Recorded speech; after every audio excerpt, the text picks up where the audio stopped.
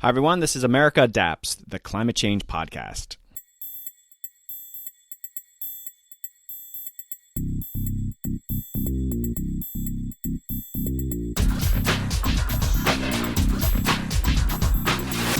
Hey Adapters, welcome back to a very exciting episode. Joining me is frequent guest Dr. Jesse Keenan of Tulane University. In this episode, we're going to talk about the newly released federal adaptation plans. Jesse has done a deep dive on some of the plans and comes on to discuss what he's learned. We'll go over the various strengths and weaknesses of the plans, of which there are many. This is the first of a two-part series. Jesse and I originally were only going to cover some departments and agencies, but we quickly decided after completing this episode, we need to do a second part. So some of you might be thinking, where's the Justice Department or state? And my former colleagues at the Department of Interior are thinking, why did we skip DOI? Well, we're working on it, and that second episode will be out soon. If you're looking for a thoughtful, deep look at many of these federal plans, this episode delivers. I know I have many listeners in the government or who work directly with the federal government. Please have a listen and share with your colleagues. Jesse has done a great service by doing the heavy lifting for you, and you're going to have a thorough understanding of where we're at from the executive branch point of view. Okay, upcoming episodes. Folks from the United Nations Environment Program come on to discuss their new adaptation podcast, Resilience, the Global Adaptation Podcast. Always love promoting other climate podcasts, and we'll talk shop around international adaptation. Also returning is Laura Shifter from the Aspen Institute, who'll give us an update on the work she's doing with K-12 Climate Action, which is bringing climate change into school curricula across the nation. Also coming on is Cal Inman, founder of Climate Check. We're going to discuss some of the new tools available in the real estate sector, helping people plan for climate change. Yes, many great episodes in the pipeline. Okay, let's learn about the new federal adaptation action plans with Dr. Jesse Keenan. Hey Adapters, welcome back to a very exciting episode. Returning to the pod is frequent guest Dr. Jesse Keenan. Jesse is an associate professor of real estate at the School of Architecture at Tulane University. Welcome back, Jesse. Hey, thank you so much for having me.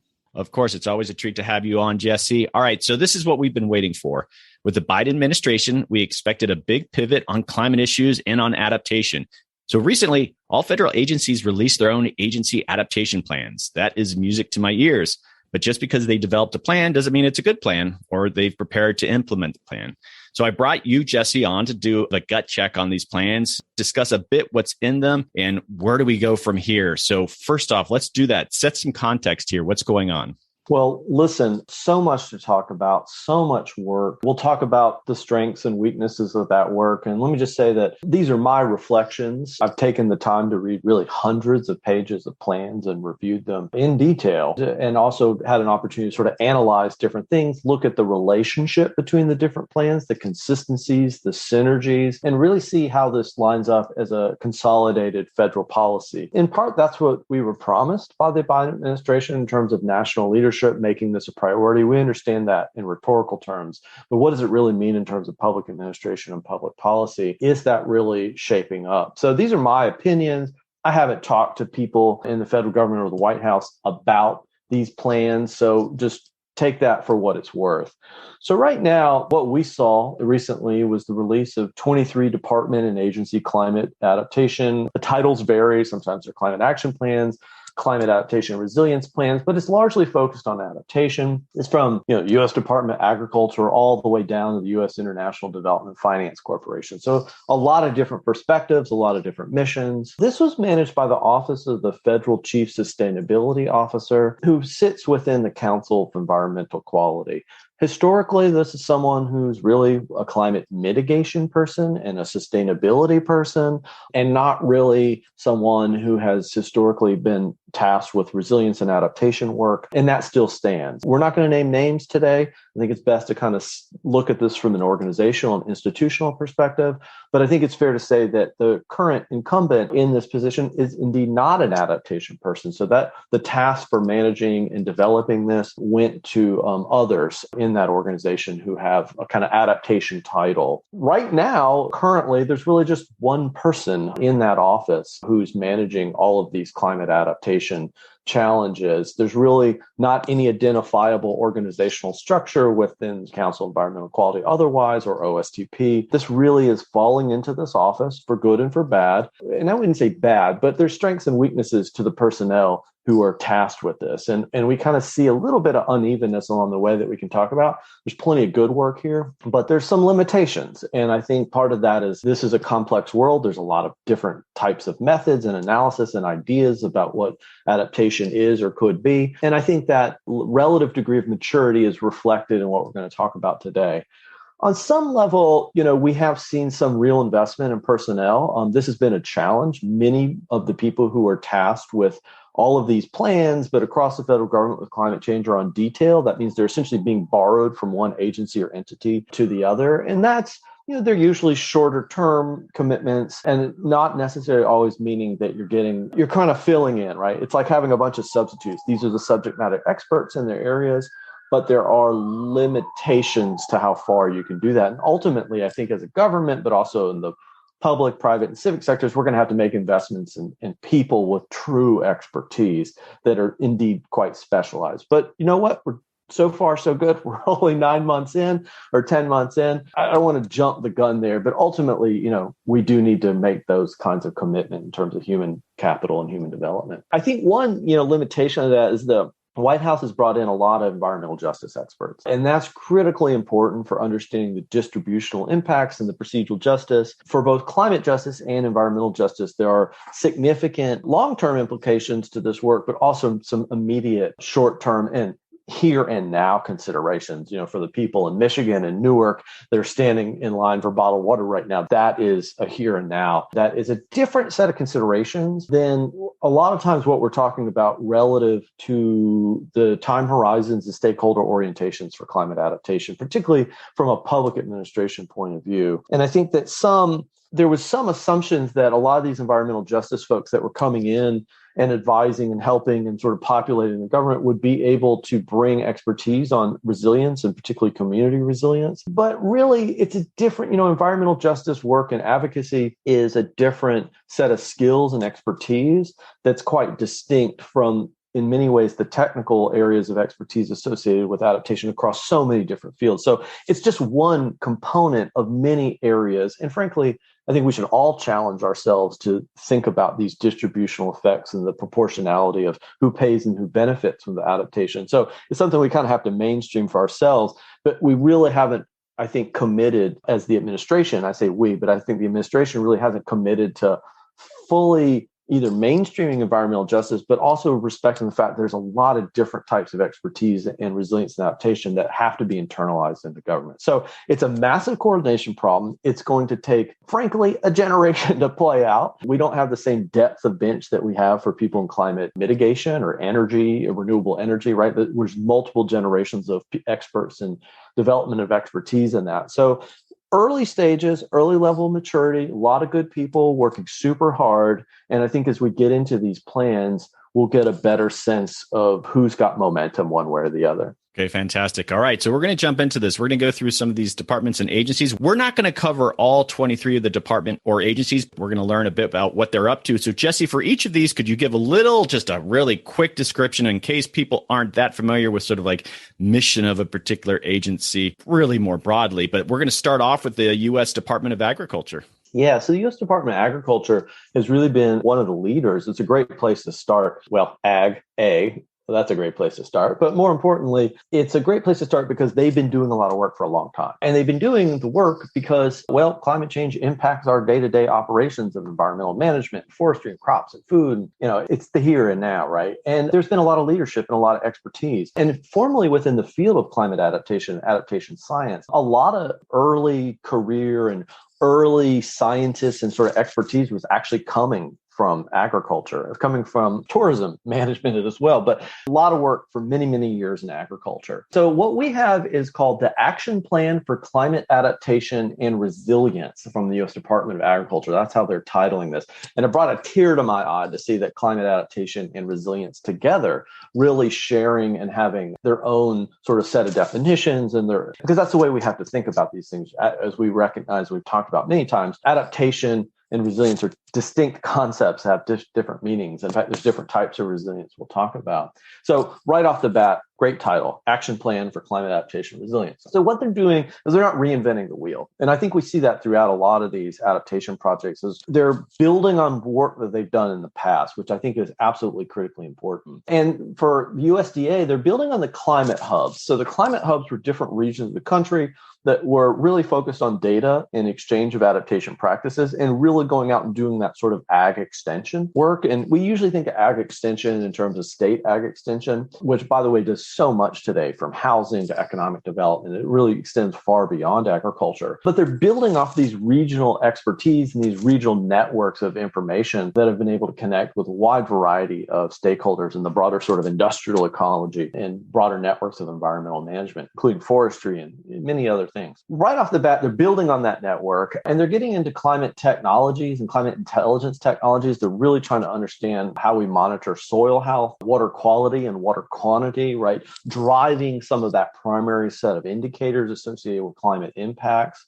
But they're also getting into other dimensions, which may not be so intuitive. Many people may or may not realize that the crop insurances, we tend to talk about National Flood Insurance Program, and that's the very here and now. But crop insurance is a huge set of public policies and products that are very important and have a lot of sort of relevance to climate change dialogue. So what they're talking about in this report is the idea of different revenue protection products, particularly those that may come along with diversifying crops, as may be necessary with changing range of soil health or water or soil water quality and quantity as it may change with climate change, shifting pathogens that are being driven in or have some attribution to climate. So that diversification gives us levels of redundancy and some pathways and workarounds for maintaining some constant yield in productive ways. So they're going to utilize different financial products to help incentivize that. And that also goes towards shifting production requirements. So as climate is changing, certain types of crops are going to become more suitable for certain types of climates, and therefore shifting the production requirements and how that aligns with crop insurance is going to be really critical. I'm not an expert in this, but I think we can all appreciate the extent to which the government helps shape what we grow and incentivize those markets and have been for a long time. It also extends to forestry management and thinking about ecological resilience. We understand now that there are different types of resilience. And in public policy, particularly in the United States, there's three types of resilience that really sort of drive our work. It's engineering resilience, sometimes called disaster resilience, but it's really engineering resilience. It's ecological resilience, and it's community resilience. And each one of these concepts has a different set of practices, ideas, methods, and they're distinct from each other. In fact, they're quite distinct. And so here they're talking in the context of ecological resilience about forestry management, things like removing dead trees. There's 1 billion dead trees in California. Part of that is, driven by range shifting for pathogens and invasive species. And part of what USDA wants to do is begin to advance new techniques for monitoring invasive species and pathogens along the way, which is really interesting in many ways because there's such an interesting debate right now about when does an invasive species really just become a climate migrant, right? At what point is an invasive species really just part of that range shifting? And I think there's some really difficult questions that have risen even since the Obama administration in terms of environmental management and conservation biology, which is if we're trying to sort of stabilize and conserve a particular area, we can do that to some extent, but then we have these kind of macro systems around us that are changing, right? So we can only drive a kind of preservationist tendency or a conservation tendency so far when dependent and interdependent and let's say panarchic ecological systems around us are pushing and pulling us in ways that challenge that kind of stability regime, if you will. So they're also interested in, the R&D, right? The research and development, which has been so critical in partnership with the private sector. So developing drought-resistant varieties and varietals and plants, also extending that, from the crop itself, but also thinking about the supply chain and thinking about engineering resilience for the supply chain, getting crops to processing and storage. I mean, we've had some spectacular extreme events and weather events that have taken out some of our capacity for grain storage, for instance, and other things that have disrupted our supply chain, where many of us are are sort of more tuned to what supply chain disruption looks like today in a post-COVID context. But this has been something that's been challenging agricultural systems and food production systems for some time, for a number of years now. Adaptive capacity of farming and migrant communities. So we kind of move from into the economy, into the more human developments. And it's really, I think, amazing that they're using and framing adaptive capacity, which is what is the capabilities, the resources, and also the sort of intelligence or capacity. And I mean intelligence in terms of information sourcing and analytic to be able to withstand these various impacts, but then also to transform and fundamentally adapt in ways that ultimately reduce vulnerability, particularly in the context of humans and human development. So they're talking about, how do we drive adaptive capacity for farming and migrant communities to extreme heat, thinking about health as a core element of community resilience, which, by the way, that's a huge dimension now of how we understand and plan for community resilience as one of the, let's say, trilogy of categorical types of resilience. Health is a big part of that, but it also extends into USDA, which has a very active housing and housing quality and housing accessibility programs, particularly for migrant workers. How does things like extreme heat and greater environmental exposure play into their capacity to adapt? Housing is part of that. Health is part of that. And that's all being internalized into this plan. All right, Jesse, thanks for that. And in a previous career, I did a lot of work with USDA, a lot of management stuff. And I don't think people realize that USDA is like the biggest conservation funder in the country. Huge sums of money, a lot of agricultural payments that have pretty modest environmental benefits, but like the Conservation Reserve Program, the Conservation Reserve Enhancement Program. And we worked on some white papers, try to make that pivot, the Adaptation Reserve Program, looking at these opportunities to the landscape that they're trying to get these environmental outcomes on, but make that pivot, really start to factor in climate change in working with these farmers in these broad landscapes. And I hope someone really goes big at USDA because they have these huge sums of money to kind of spend. And they also have a great infrastructure of actually interacting with landowners. Like that in itself is decades in the making. So I think USDA could be a huge leader in this, but they are very slow to kind of reform, especially when it gets down to at the farm level. So I think some huge opportunities. Yeah, I think I 100% agree. In fact, I think they are among the federal agencies and departments, one of the true leaders. And there's a lot of expertise there. Any large institution is going to take time to pivot and remobilize, but I think they're well on their way. All right, Jesse, let's move on to the Department of Commerce. Okay, so much fun stuff to read here. This is titled Department of Commerce 2021 Climate Action Plan for Adaptation and Resilience. Again, great title, draws you in. Also, give them credit for amazing graphic design. Some of these departments, I swear, they just dropped it into a Word document, but Commerce is designing it. They're thinking about it. They're communicating. Give them credit for that because guess what? That really matters. So what's Commerce doing? So much. They start out, and I'm not going to cover everything, but these things that jump out to me, technical assistance and grants for vulnerability assessments, right? Commerce has NOAA and NIST and all of these great science entities that operate in commerce. And here we are taking that science and saying, how can we help communities, help local governments do vulnerability assessments? So providing that technical assistance as well as technical assistance grants and amplifying that as a resource sounds straightforward. Aren't we already doing that? But it's important. And I think we're going to begin to really see that be amplified. They are really seeking to integrate climate change considerations into nearly everything they're doing, from shoreline development to fisheries management. So we really see this mainstreaming playing out program by program by program. NOAA and NIST, National Institute of Standards and Technology, are working together for what they call a climate-ready infrastructure requirement. So basically codes and designs and standards. If we're going to make an investment in the future of our infrastructure, we have to understand how we're going to design that, to what standard, to what level of performance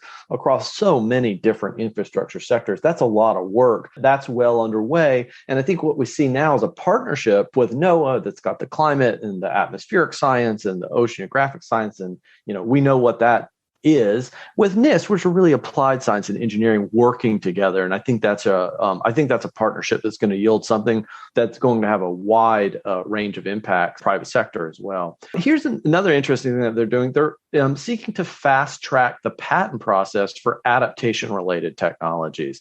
I'm not sure how that works. I'm not sure quite what qualifies, but I really like that, right? We need to get technologies to the market and here they're prioritizing that. And I think that's potentially really interesting.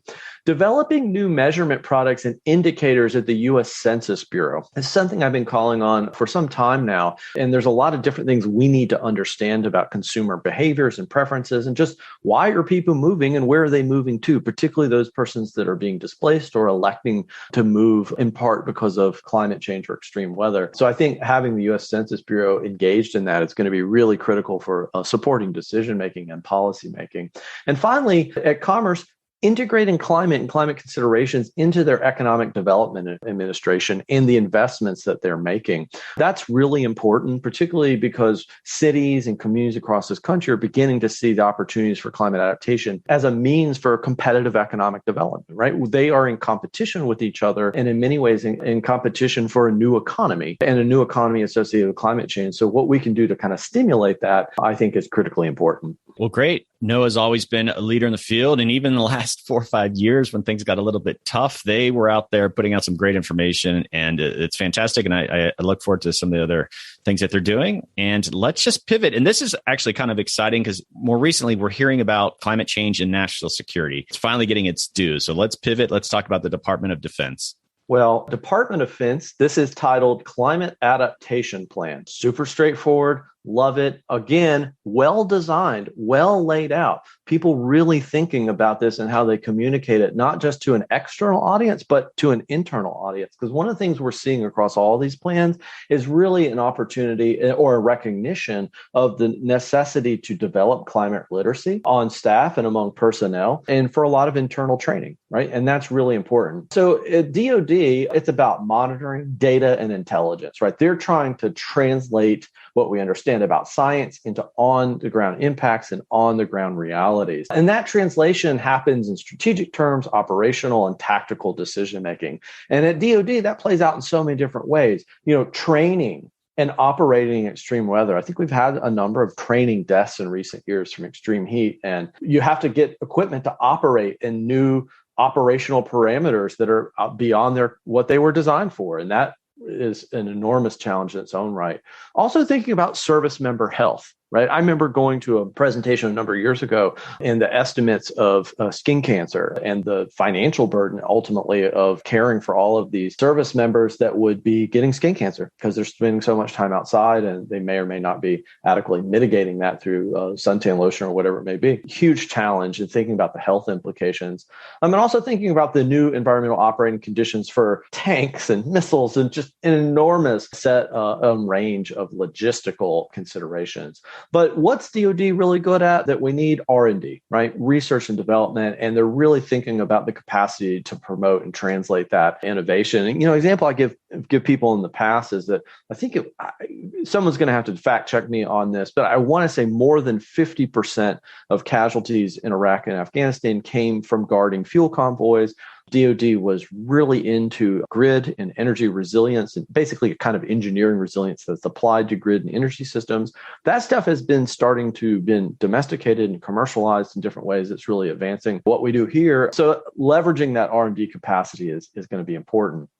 Also incorporating engineering resilience and nature-based models into what Army Corps and their command infrastructure and how they're designing and managing that. So it's not just our, brick and mortar engineering resilience tasks for hazard mitigation. It's also thinking about nature-based models. And we're going to talk about Army Corps here in a bit. Again, going back to training, but also climate literacy training for troops and personnel. And that's something we see across all of these agencies and departments really thinking through what that means.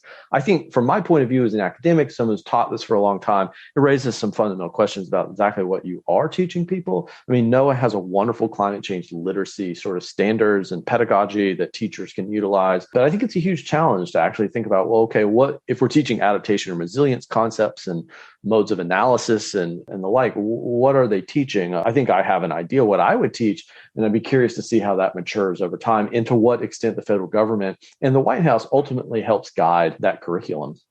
It's going to be important. And finally, coming back to environmental justice considerations, there's a line in here and there's some mention of thinking about, they're constantly managing and testing stuff. The DoD has a big footprint and starting to think more concretely about what that footprint really means in terms of proportional impacts or disproportional impacts on various communities in and around their facilities and their bases. And I think that in terms of environmental justice, I think is a positive potential step forward. Well, that's all very encouraging. And on the R&D side, I think when we start hearing how DARPA, the Defense Advanced Research Project Group, they're getting into the adaptation space, that the Defense Department's getting really serious about things. And I'd like to comment on the climate literacy, and I want to come back to that at the end of the summary, but I had Commander Andrea Cameron, she's a instructor at the Naval War College on, and she teaches a course, and she came on before Biden took office, but teaching a great course, but what part of the issue is, and I'm curious how this is unfolding, especially at DoD, is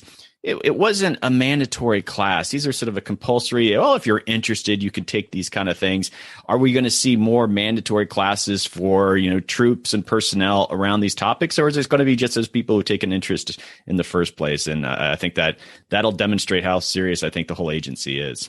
Reading through this and other plans, I get the sense that this is going to be compulsory on some level, but also integrated into just the professional competency, right? How do we evaluate the jobs that our people are doing? What are they thinking about? It's not just, memorize this and take a test and, here's your certificate. It's actually internalizing this stuff into what people do day to day. So I think I have a sense that it's not going to be for the special interests. It's going to be for what people are doing on a day-to-day basis. I hope so too. And okay, so you mentioned it. We're going to transition now into the U.S. Army Corps. Yeah, I don't want to spend too much time on here. Obviously, they've done so much. Army Corps has despite being part of DoD formally, they have their own climate action plan. And there's a lot here. By the way, U.S. Army Corps engineers has their own climate adaptation policy statement. So they've taken a lot of time to take adaptation and internalize it into codes and engineering regs and how they procedurally think about their management of infrastructure and what they're responsible for. Most notably, they have a dedicated official for adaptation policy who's the Assistant Secretary of the Army for Civil Works. So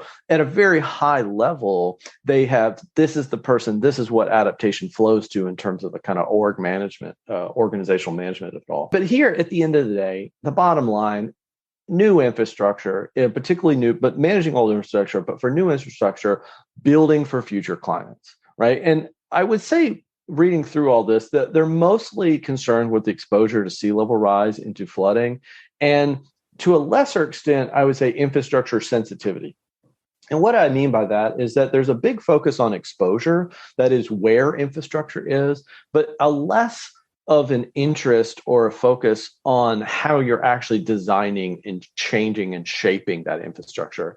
And so I think what I would hope to see is what NOAA and NIST are doing. And remember, NIST is National Institute of Standards and Technology. The applied scientists are sort of engineering experts. My hope is that what NIST and NOAA are doing are going to soon be in dialogue with Army Corps. And so we begin to integrate the standards and the sort of applied science of how climate shapes decision-making for design and engineering into the actual development and operations and management activities at Army Corps. So it wasn't clear to me, because they're so focused on the exposure side of things, mostly having to do with sea level rise and flooding, not a lot on extreme heat and other dimensions that are critically important. I don't think this document is the be-all, end-all. Let me say that almost all of these documents are about between 20 and 34, 35 pages or something. They're all pretty concise to their credit. So I'm sure there's a lot they are leaving out. But my goal here, and I think our collective goal, should be that those groups begin to speak to each other and operate in dialogue so that the people translating the science into the applied science, into the engineering, into the on-the-ground construction and management, we close that loop. And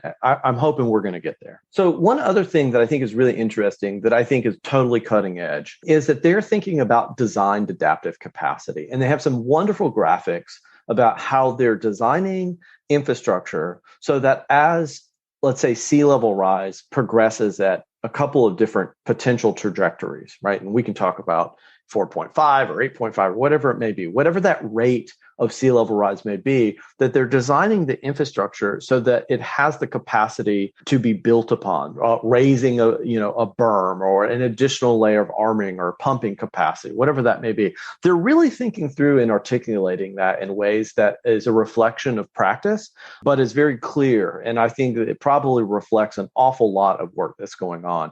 Army Corps is also updating its land and management plans, water control. They're thinking about new measures of vulnerability. I mean, one of the challenges, of course, people always have about Army Corps is that just, it's cost benefit analysis. And of course, that protects property rights and people with wealth and property. And it biases a set of considerations that reinforce wealth on some measure and leave out an awful lot. But I think that here there's a real ambition to move beyond that, to think about effectiveness, efficiency, and fairness. And that's going to require new measures and new forms of vulnerability indicators that are critically important. And I think in doing so, they really want to translate these activities to help support state planning. And that's something that has been available, and there's been sort of awkward grant programs, and it hasn't been consistent for states to partner with Army Corps to really do vulnerability assessments and planning. But I think here we see some real efforts to invest in that. And that's going to require new forms of data and data collection. And they're really talking about expanding those data products. There's already thousands of different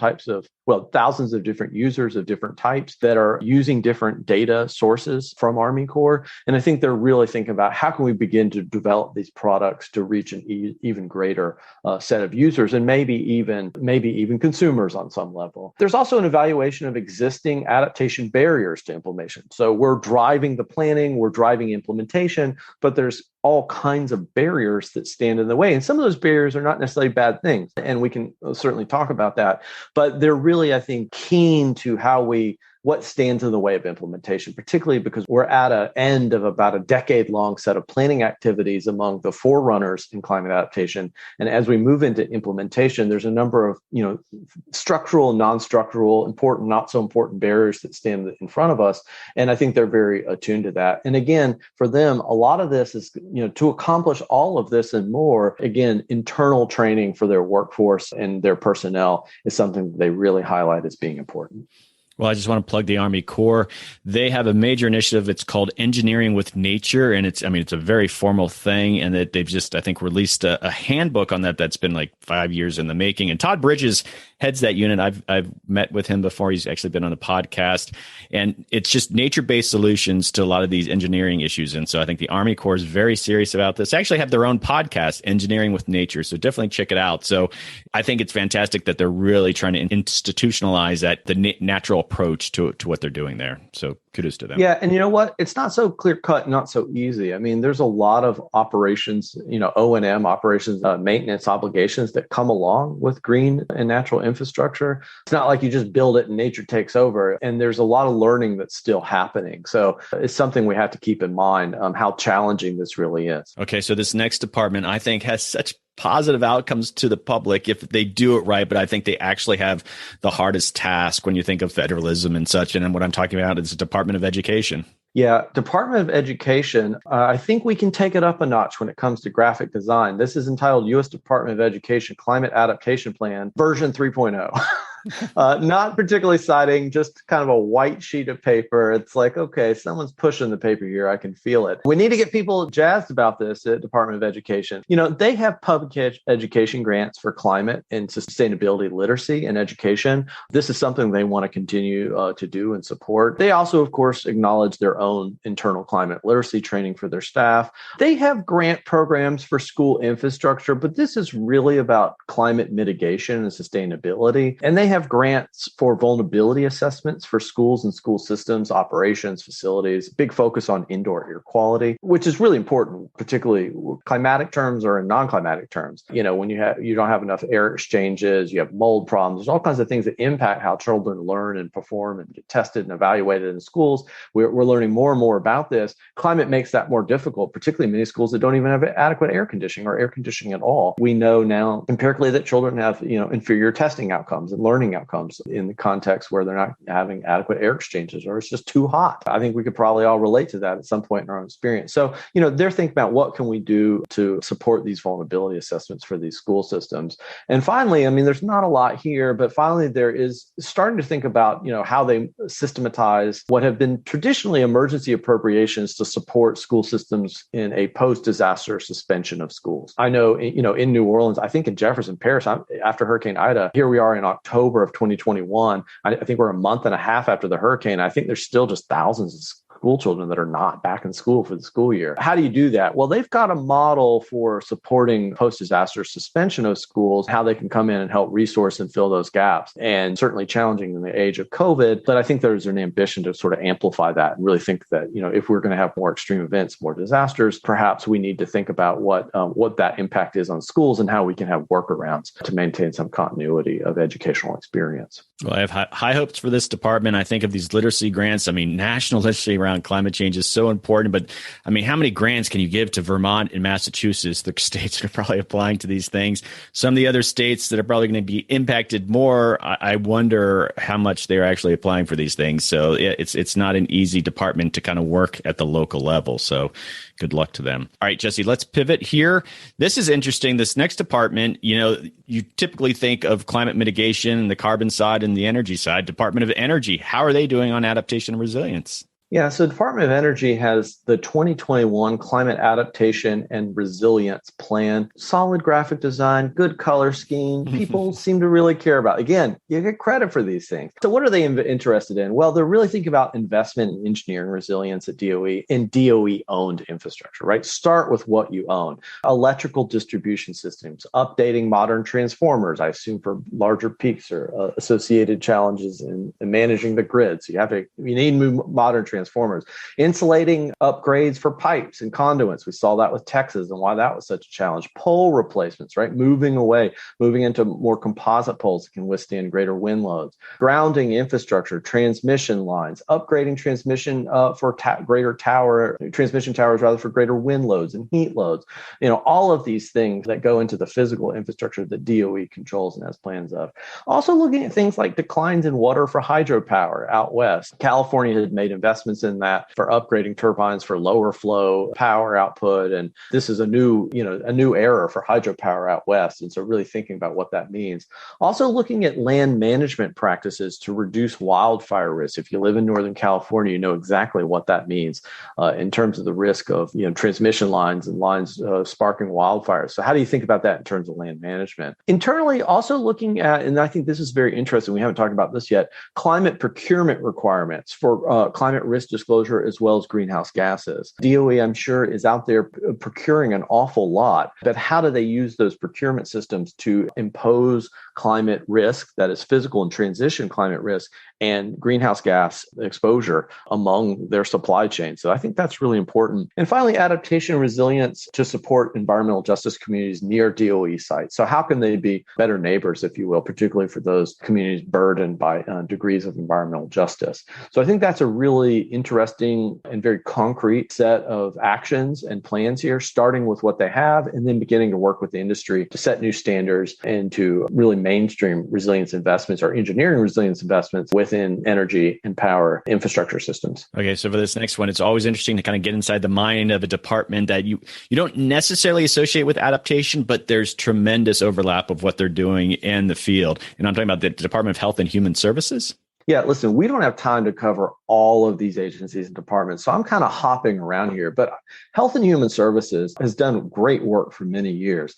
Let's start with the idea of investing in research to understand emerging health impacts, right? There's from NIH all the way to CDC's very successful Building Resilience Against Climate Effects BRACE program. There's a lot of different programs incorporating and driving research about climate change into health impacts is critically important. And in fact, there's a lot of data sets that we utilize outside of health, particularly in the built environment, that are coming from CDC that help us understand not only impacts, but also what are the indicators for community resilience, for instance, that relate to healthy communities. Tracking heat data and developing early warning systems for understanding heat and the potential to warn people about when there are dangerous heat conditions, particularly in urban areas. Monitoring zoonotic disease transmission with changing ranges. Tracking geospatial distribution of toxic substances. I mean, one thing we've known for years, or we've anticipated, and this has been a conversation in EPA as well, is that toxic brownfield sites and toxic dumps and various toxic sites, these substances and chemicals are moving when we have extreme precipitation events or when we have more groundwater than we anticipated. So certain extreme events will drive the distribution and transmission of toxic waste. And so we have to understand that, track that, and understand the broader implications for human health.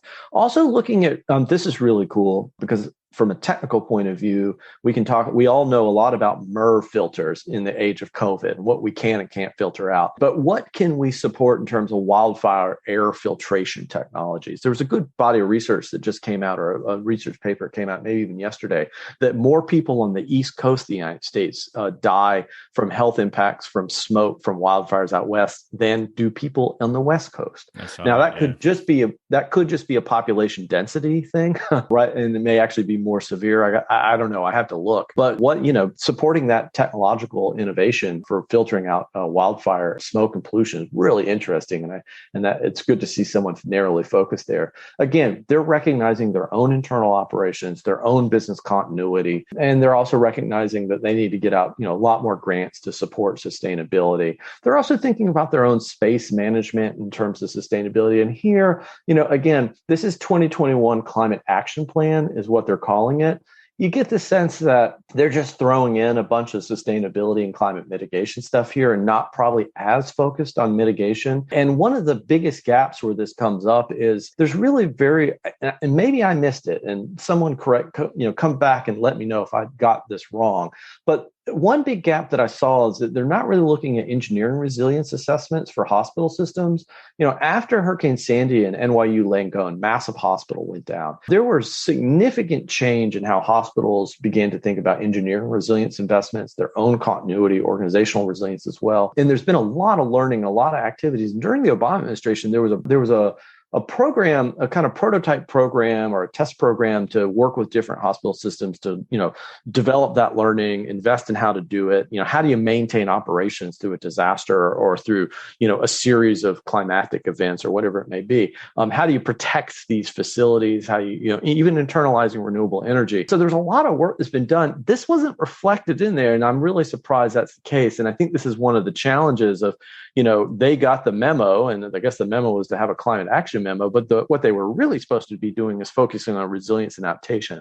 I think for the most part, they got us there, but I'm not sure who was editing or supervising this work because there's just a lot of climate mitigation stuff in there that seems disconnected from their core mission.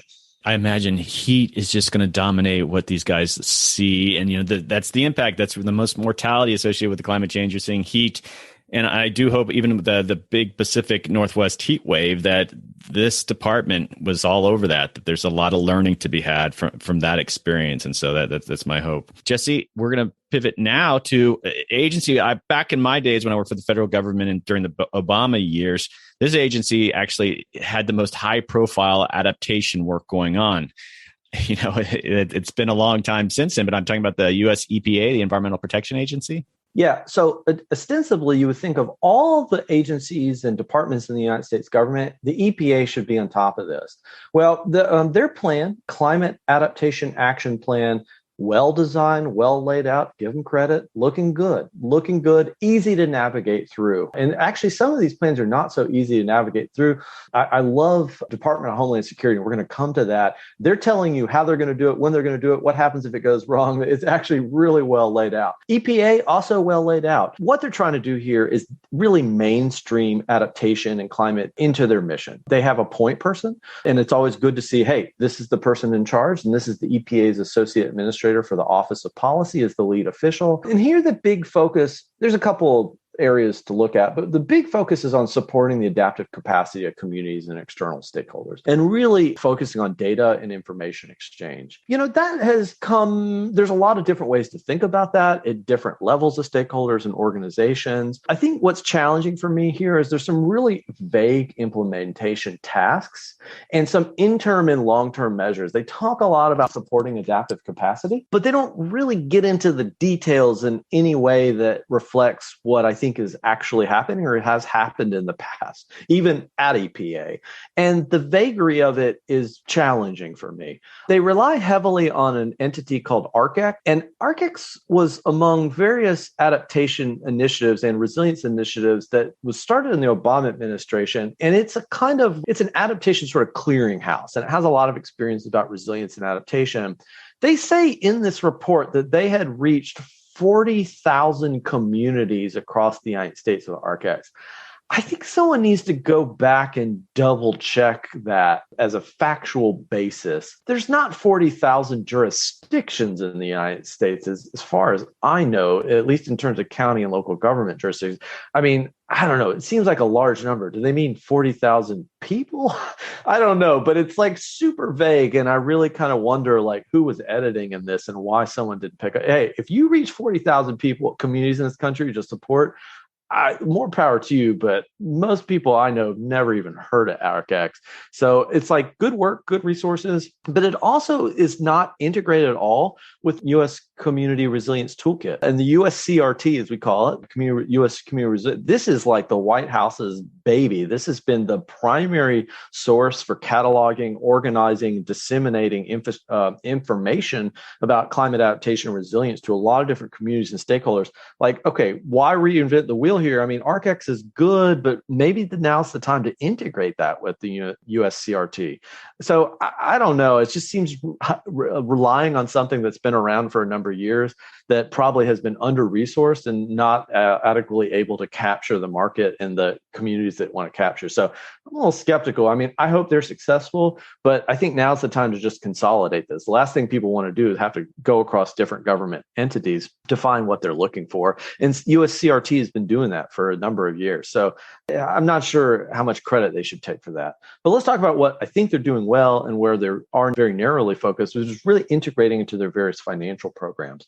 They have brownfield grants, they have Indian General Assistance programs, the Environmental Justice Small Grants programs, they have the Wetland Program grants, and most importantly, they have their state revolving funds programs and really integrating climate change into all those funds. And I think the challenge for the EPA is how are these programs going to work and sort of interoperate with other, let's say, DHS hazard mitigation grant programs, for instance, and, or DOT. These things have never really played well together. There's a lot of conflicting reporting requirements and administrative requirements that add a lot of costs. And, one of the things that we know about hazard mitigation and resilience investments in federal programs is that the money is actually not being spent in a lot of cases because a lot of local jurisdictions don't have the institutional capacity to apply and administer the stuff. It's too complex. It's too burdensome. It's not easy to combine different programs. And many local governments are just like, you know what? It's just, we can't afford to hire the people necessary to be competitive in this world. So the money ends up going to cities and not necessarily reaching a lot of the communities. By the way, thousands and tens of thousands of communities. And I mean, communities, local governments that actually need this work and would benefit the most. So I hear you. We're going to integrate climate, but I think, they need to work with OMB and others to really begin to streamline this stuff because the money's not reaching the ground and the money's not being spent. And we know that even with the new BRIC programs that we'll talk about at DHS, perhaps. So well-intended, but I think overall really feeling underwhelmed by this climate adaptation action plan and just a lot of vagary that doesn't connect with, I think, what the real challenges are to look inward about how they can streamline and focus. Oh, very interesting. Like I said, Obama years, EPA was leading the way on a lot of adaptation-related things. All right, so this next department, I think there's just a huge learning opportunity for the public and the Department of Homeland Security and the issue of migration and immigration. And like you talk a lot about climate migration. How are they really starting to think about it? Then how can the public learn how this department sort of is responding and is putting climate change in that broader context of immigration? I think there's a huge opportunity for the public to learn about it. it. Yeah, and let me just go back and say that relating to EPA, you made a very good point. And let me flesh that out further. If the EPA program and climate adaptation plan is super underwhelming and not particularly as mature as we'd like to see it or developed as we'd like to see it, it's probably because a lot of people just left the EPA in the last administration, right? So it's like, I'm sure they just don't have the same level of personnel. That you lost a lot of expertise. And frankly, now that I think about it, I think this document probably reflects that. So, hey, if you're listening to this, see what you can do to get a job at EPA and help these folks out. But let's turn to the Department of Homeland Security Climate Action Plan, subtitled Integrating Climate Adaptation into the Department to Strengthen Mission Operations and Infrastructure. I like how precise DHS really is. Let's start off with what they're doing that other agencies and departments are doing. 1, workforce education. 2, supply chain standards, their own procurement. And 3, site and facility management, right? What are you doing in your own house to make sure that you're internalizing resilience and adaptation? Let me say that getting into this, DHS is always known for a very precise vocabulary. There's a lot of complexities when it comes to security and mission areas, and in many ways, it feels like DoD light.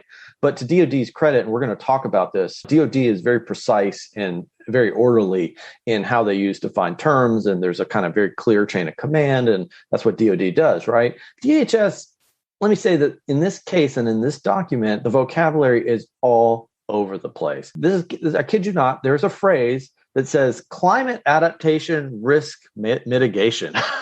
Like, climate adaptation risk mitigation. I think I know what that is, but I'm not quite sure what that is. But when you read it in context, it means nothing. So adaptation is integrating into their resilience framework. Technically, there is a resilience framework. They said that they have gone through this process of integrating adaptation into that.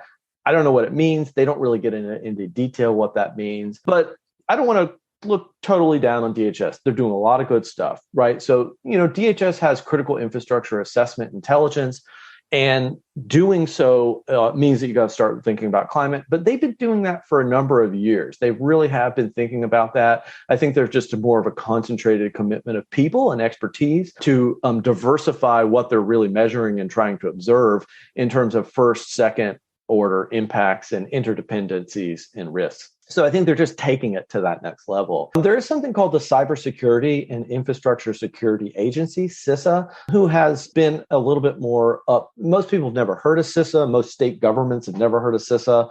But CISA is becoming a little bit more front and center in terms of being a point entity for an awful lot as it relates to infrastructure protection. And I think more of a resource. And I think that's a really positive sign. We're not going to name names, but I just want to say I think there's some real good people there doing very good work. One of the things that they highlight here, and this is really more interesting than anything, is that the nature of cyber physical interactions are such that any kind of macro security capacities that we want to manage, so kind of an overarching integrated system of looking at how infrastructure systems are performing at any given moment and integrating that relative to extreme events.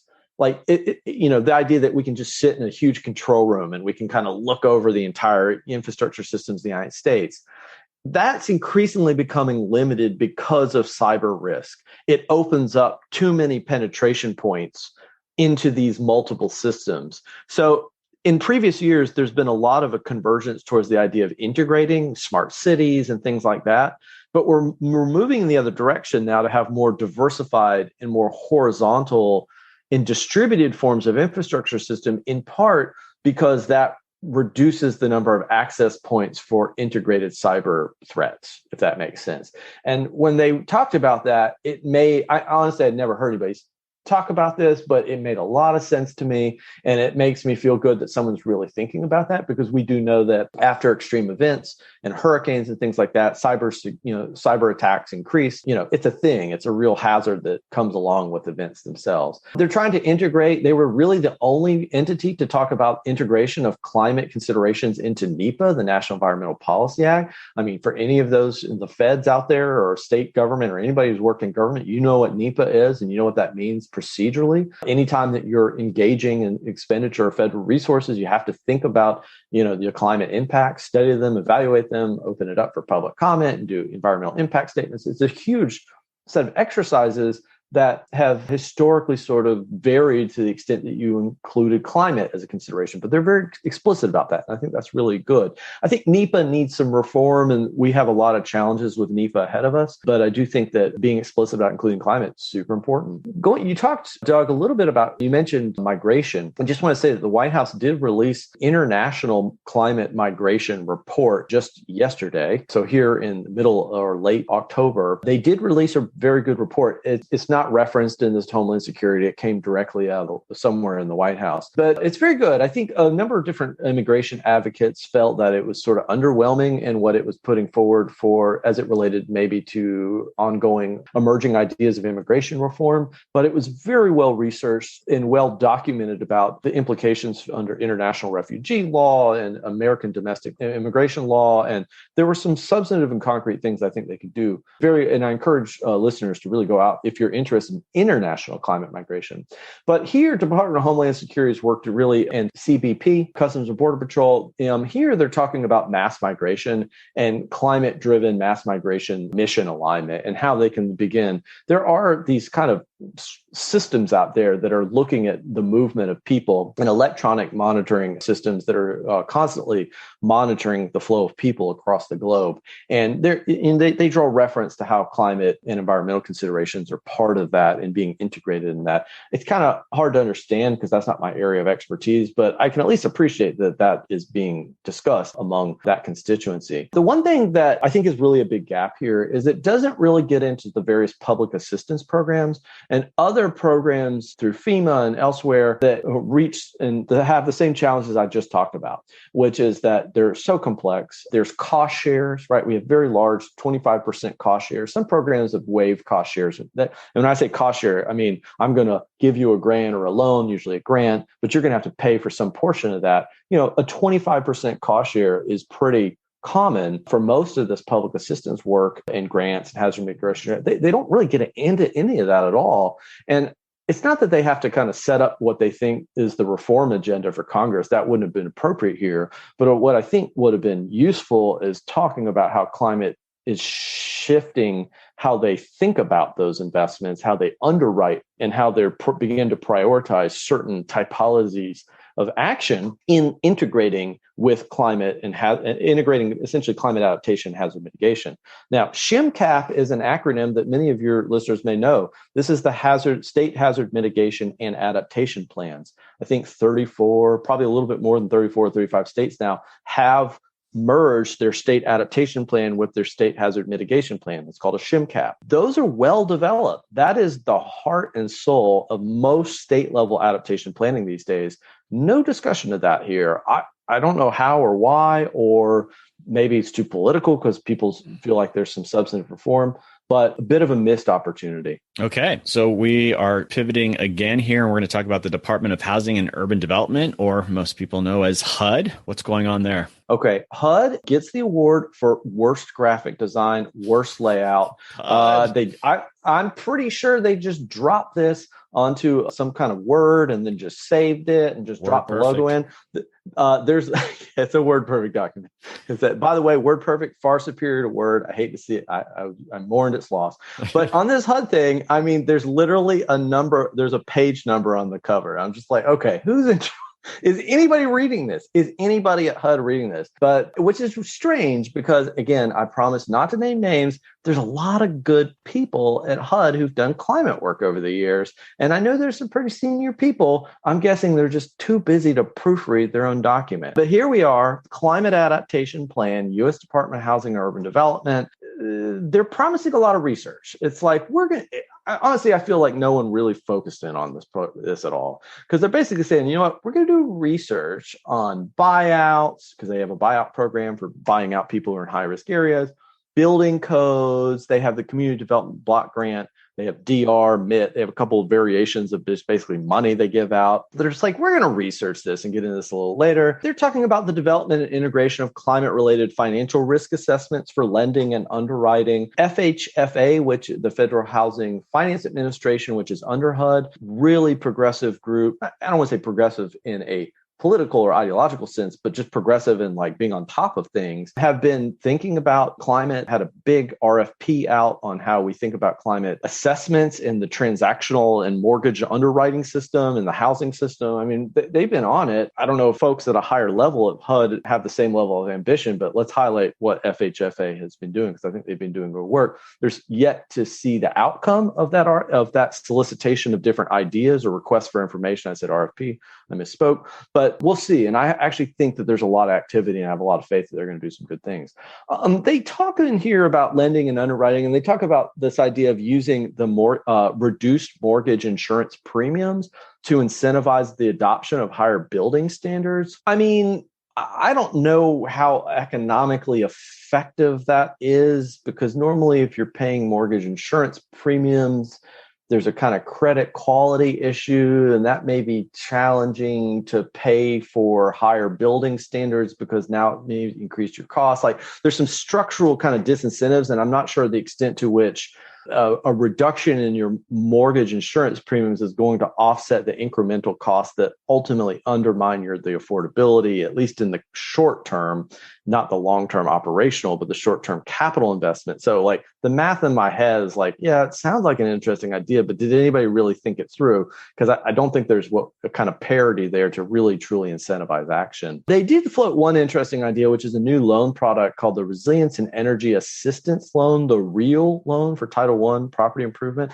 I'm not sure what that is, but I like that. And I like the idea that they're starting to think about perhaps secondary lines of financing that could help make investments into things that actually promote the engineering resilience of buildings, as well as hazard mitigation, but also climate mitigation, right? There's things that we can do to reduce our carbon footprint that are also good in terms of managing risk. And finally, not just educating the workforce, but also getting out there and working with public housing administration and public housing authorities, rather, PHAs, to, engage on practices in resilience and adaptation, as well as what those opportunities are. Frankly, I think HUD needs to do a lot of groundwork in not teaching PHAs, but learning. Because I've worked with a number of different and advised, or at least talked to a lot of PHAs around the country who are dealing with climate, and people are doing really good work. And they're doing good because they kind of had to scrap their way into keeping these buildings up afloat. So I think they need to be a little bit more humble and think about what they can do and how they can exchange that information and kind of scale it up. So really, we're going to end on HUD among all of these plans with a little bit of like, let's take it up a notch, folks, because this was really underwhelming relative to where I think the opportunities are,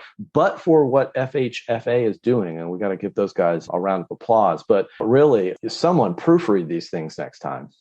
Okay, Jesse, you covered a lot of ground there. We didn't cover all the agencies and all the departments. Let's just check in. I know you have some final thoughts around what's going on here. So, like any sort of additional observations. Yeah, there's so much we didn't cover. We didn't really talk about State Department or Justice or NASA, there's so much happening, and I really encourage folks to go out there and read this stuff. But I did get an opportunity, and I've read, I think, almost everything. We didn't have time to cover it today, but I think I read most everything. I wanted to go through and sort of textually analyze how these reports and these plans, they're really plans more than they are reports, let's be precise, how they related to each other. How are they internally consistent, but how consistent are they as a group? And so I wanted to understand like what they were connecting to, and really as a kind of measure of quality in a way. And so one of the first things I wanted to understand was who was talking about maladaptation, right? Because anybody who's been engaged in matters of policy and practice, that adaptation is one thing, but maladaptation is always on the edge of the horizon, right? And a lot of times, I remember someone, again, I can't name names. I wish I could to give them credit for this, but a very senior federal official told me one time, the best that we can do is to plan around maladaptation, right? We don't really know where we're going in the course of transformation with adaptation, but we know what maladaptation looks like, and we can kind of plan and design around that. I think that was very smart. So I wanted to see, just looking across all of these plans, who among the 23 departments and agencies was talking about maladaptation or just reference that, because it's so analytically central. So General Services Administration, State Department, the Justice Department, Department of Education, NASA, USDA, and Army Corps all talked about maladaptation. All right, guys. Made me feel good, right? It's like, hey, you guys are thinking about this, right? And I can think of a number of different people at those entities that are engaged in adaptation science and kind of thought through this beyond the sort of impetus of of a kind of executive order. So that makes me feel good that that's making its way. I also wanted to see, externally, in terms of both the IPCC, the Intergovernmental Panel on Climate Change, and all of that knowledge and definitions and models that are being produced, but also the National Climate Assessment in the U.S. Global Change Research Program. The National Climate Assessment is like our equivalent to the IPCC. We're talking about climate change, but are we referencing these very important sort of bodies of knowledge? Well, somewhat disappointingly, but also not surprisingly, only the Department of Defense, NASA, and the General Services Administration made any references to the IPCC or IPCC definitions, models, ideas, concepts, et cetera, et cetera. So really only 3 of the 23 were connecting global knowledge. So, here we are, and Kerry's out there and his team are trying to bring us back into the international dialogue about being part of a global community of climate knowledge and science and policy and action. Yet we're not really internalizing those ideas and practices, or just definitions into our work. I expect more, but hey, credit to DOD, NASA, and General Services Administration for level of quality control here. So the other question was, are we connecting this to the National Climate Assessment, which again, sort of our domestic idea or equivalent to the IPCC. It's consensus. It's based on a lot of work of federal government, the National Academy of Science, experts. It's the thing. Only the General Services Administration, the Veterans Administration, Department of Veterans Affairs, I guess, Energy, Transportation, State, Interior, and HUD referenced the National Climate Assessment. And none of it was well integrated at all. So there were a lot of products from the National Climate Assessment. There were a lot of findings. There was even a glossary from the National Climate Assessment that would have been useful for all of these folks. None of that knowledge made it in here. There were references to the National Climate, the findings sort of globally of the National Climate Assessment, but it was not, there's a lot of resources there that could have been well integrated, that could have supported how these entities sort of thought about things and wanted to communicate things. And to that end, because communication and definitions and defined terms are super important. And why are they super important? Because they speak to our own legislative intent and they help guide people and create consistency in our actions so that, well, one, we can hold each other accountable, but we can also measure our impacts and think about if we're doing a good job or not. It's something that brings us together around a common idea, common goal. So definitions, and that may sound over techno-managerial or something, but these things matter in very large entities of public administration. And only the Department of Defense, again, Department of Defense and GSA are just killing it here. They're doing a great job. And EPA had definitions or defined terms. And really only DOD, I think, had reasonably good definition. I mean, GSA had good definitions too. But EPA, even though they had some definitions, their definitions were not, I think someone just made some of these definitions up. So some of the definitions at EPA were, I think this is bad news, were totally off the mark and certainly not consistent with the IPCC or the National Climate Assessment. So either from an international consensus or a domestic consensus about basic definitions for climate change adaptation, adaptive capacity, climate resilience, which is really not a thing because there's different types of resilience, but some people labor under that delusion, and climate change mitigation. The definitions are just patently wrong and inconsistent. Boy. And this is coming from the EPA. And I sound like a terribly academic critique. I sound like the biggest jerk. I can hear myself saying it and sounding like a total jerk. But guys, team effort here. We need to get basic core definitions about how we communicate these things need to be consistent. Just go to the glossary of the National Climate Assessment. It's not perfect, but guess what? It's pretty darn consistent with the IPCC, and everybody, including the National Academy of Science, agreed that this is what we're talking about. So EPA, why are you going to go out and just create your own definition? It's like, I guess you can do it, but again, who's editing this stuff? Who's in charge? So disappointing EPA. Department of Homeland Security is kind of all over the place, and I'll give them some credit. But let's end on a good note. And the good news here is that DOD's definitions, which, by the way, are self-referenced to DOD Directive 4715.20, that's DOD Directive 4715.20, are amazing. They're totally consistent with the IPCC, and I just want to give them as much credit as they could possibly get for having good definitions, being super clear, articulate, all across the way. So the question going forward is, how are we going to learn from what different agencies are doing? Like, I think there's things that DoD is doing and NASA is doing and GSA is doing that Veterans, Energy, and Transportation can learn. You know what I mean? There needs to be some exchange here about who's doing what, how to consolidate this in a way that gives people flexibility to experiment and do it in their own terms and their own institutional culture and vernacular. But also we need to be consistent. We need to if we're going to translate science, we need a more rigorous way to set up our modes of analysis, our methods, and our definitions at the end of the day.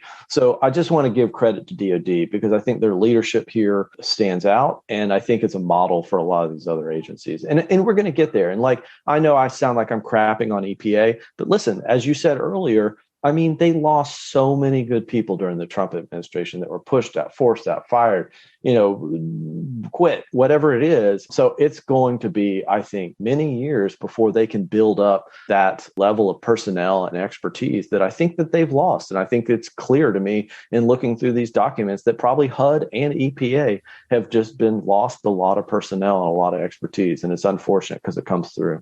Okay, so I want to acknowledge that you mentioned the National Climate Assessment and who's using it. When I worked for the federal government, it's been a long time, but I spoke to the community engagement group there at the National Climate Assessment on how they could do a better job sort of getting the word out. Because, when I worked in the state of Florida, I didn't even know what the National Climate Assessment was. And that's on me to a certain extent, but still, I'd ask people, I'm like, do you use this? And no one said they used it, which is, kind of outrageous. There's a lot of great science. It's an important initiative, but just people aren't using it. And even when I worked for the federal government, and you know how people would go on detail to work on various chapters and sections of it, those people would come back and tell me that, they didn't even want to use the National Climate Assessment sort of as a whole document in the work that we were doing. So even they were part of it. They found it, I guess, too clunky or whatever. So it was always interesting to me that the National Climate Assessment is just this big effort, this big initiative, important work, and yet no one can kind of interface with it relatively well that they're going to actually use it, be it a state wildlife agency or like a local conservation group. So, yeah, I don't know what this answer is to that. Well, let me say full conflict of interest here in acknowledgement that I'm an appointed author in covering the built environment for the 5th National Climate Assessment. And I'm not speaking on behalf of the USGCRP or anybody. I'm speaking and acknowledging that so everybody understands it. But I do want to give USGCRP and their new leadership a little bit of credit here, maybe a lot of credit, because I think they're really trying. There are new procedures for public and external engagement and outreach through the process of developing the 5th National Climate Assessment that perhaps will get more buy-in and get more engagement with the process, not just the product. So I think they've thought about that. But I will say, in its defense, I was also part of the 4th National Climate Assessment.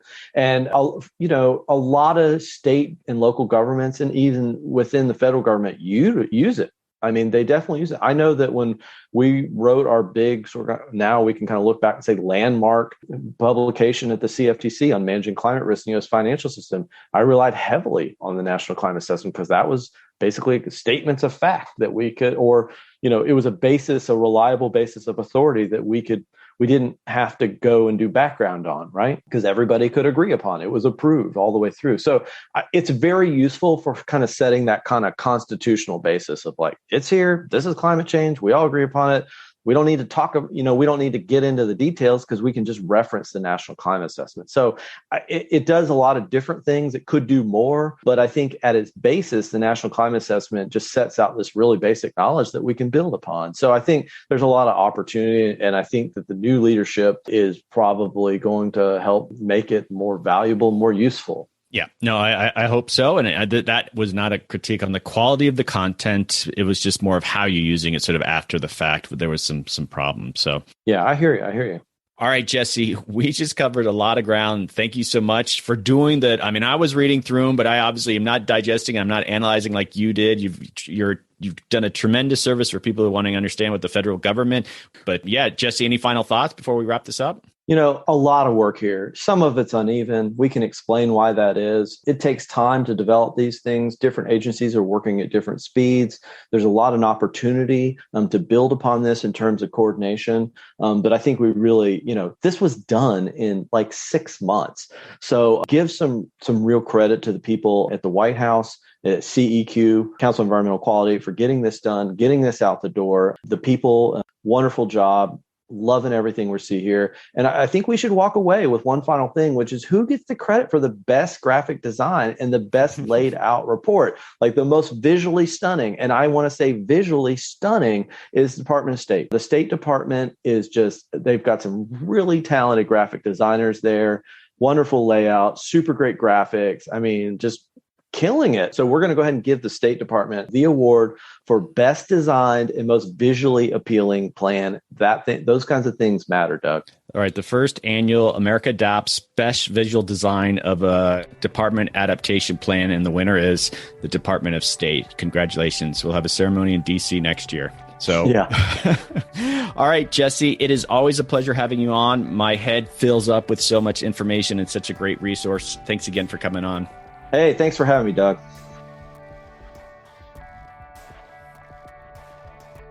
Okay, Adapters, that is a wrap. Thanks to Jesse for coming on the podcast.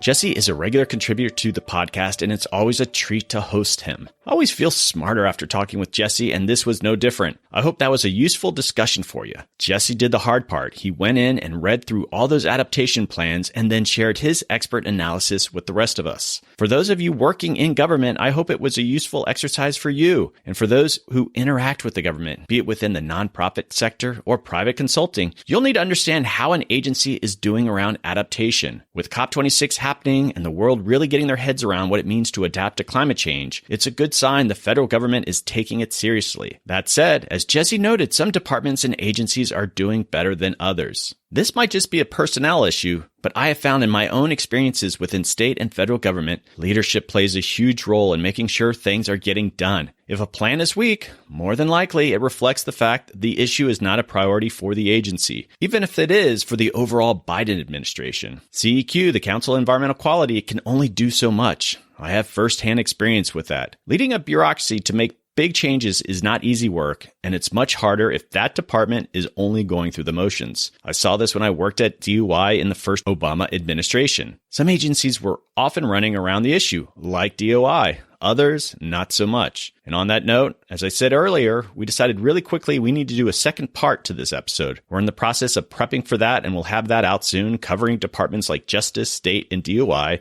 that we missed in this episode. So don't worry, that's on the way.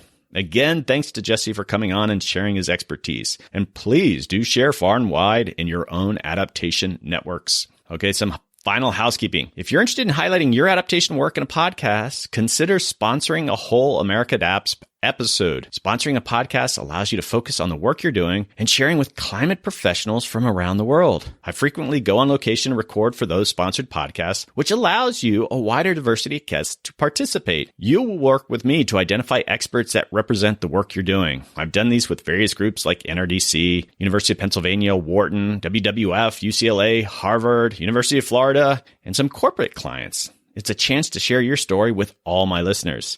Most projects have a communications budget written into them. Consider budgeting in a podcast. Podcasts have a long shelf life, much more so than a white paper or conference presentation many groups work into their communication strategies.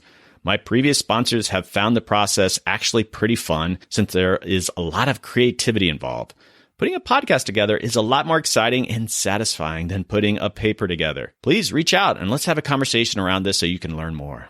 Also, if you're interested in having me speak at a public or corporate event, please reach out. I speak to a lot of groups this way. I've been doing some keynote presentations, and they're so much fun. I share stories from the podcast and my own personal experiences working in adaptation. You can contact me at the website americaadapts.org. And for my regular listeners, podcasts rely on word of mouth. Please take a moment and plug America Adapts on your favorite social media feeds. I'm on Facebook, Twitter, Instagram. And I always reshare if you connect to me. I can't stress enough how important word of mouth is for growing a podcast. Okay, on that note, I love hearing from you. I mean it.